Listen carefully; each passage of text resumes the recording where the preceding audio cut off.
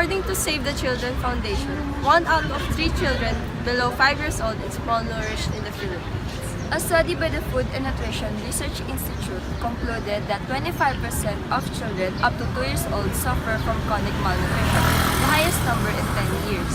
Not only those who live in extreme poverty are affected by malnutrition, but also many children in poor communities who may have access to food but not eating right because of lack of basic knowledge on proper nutrition.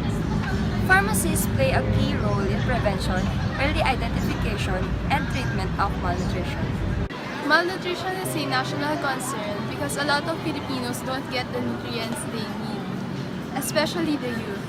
This growing man-made problem is one of the causes of the stunting among children, which results to poor physical and mental development and performance.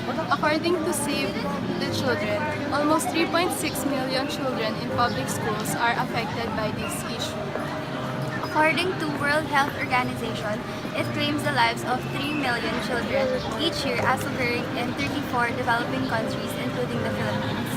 Studies also show that as many as 165 million children aged under 5 have stunted growth due to malnutrition, as well as estimated 870 million people go hungry worldwide. This is a major concern rooted from poverty and food production problems, but one reason could also be the decline trend in vegetable consumption among Filipinos.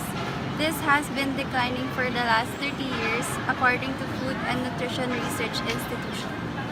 There are non-government organizations or NGOs also concentrating on the issue, feeding the children, having medical mission, giving their personal money.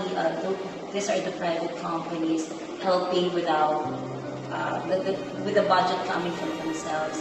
So a lot of good Samaritans are also doing it in the Philippines. Malnutrition leads to stunted growth and delayed physical and mental development, which causes lower level of educational attainment and reduced productivity in adulthood. The country's future will be very much affected by the present issue because how can a country produce good and competent leaders from our children if they are experiencing this kind of concern? As Rizal said, ang kabataan ang pag-asa ng bayan, kaya dapat sa ating kabataan magsimula ang kaganahan. So malnutrition has been reported to be the cause of health complications among children. Children that came from poor families are the most affected ones, for they are more vulnerable to infections. Disabled children and children who are affected by wars are also one of the most affected by this issue. The Malnutrition Reduction Program of the DOST-FNRI addresses the undernutrition problem among young children. The DOST Pinoy strategy under the MRP is a package of intervention which involves direct feeding of rice mango-based complementary foods for 6 months to below 3-year-old children, and nutrition education among mothers and caregivers.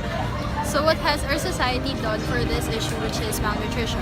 Our society has been conducting funding programs to which we could help lessen the problem of malnutrition, while other people do it alone, individually, by going to countries to be able to help them fight the problem.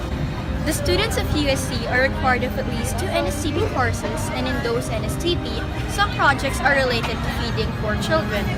Some student organizations, such as Red Cross, also conduct feeding programs to somehow help lessen the rate of malnutrition in the Philippines. Why is it a national concern? Malnutrition is a national concern since it is increasing in the prevalence for the past 2 years in our country. How does it affect the country's present and future? Since malnutrition usually affects the infant, this infant will have a compromised immune system, decreasing the growth and development of the brain, resulting in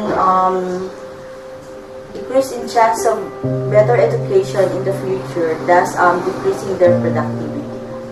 Who are the groups most affected by the issue? The 0 to 59 months or the under 5 years old. Another vulnerable group is the pregnant group and the lactating group. What is the government doing regarding this concern? We have Garantisadong Pambata, we have Operation Timbang, we have other supplementary feeding activities, and we give micronutrient supplementation to all children.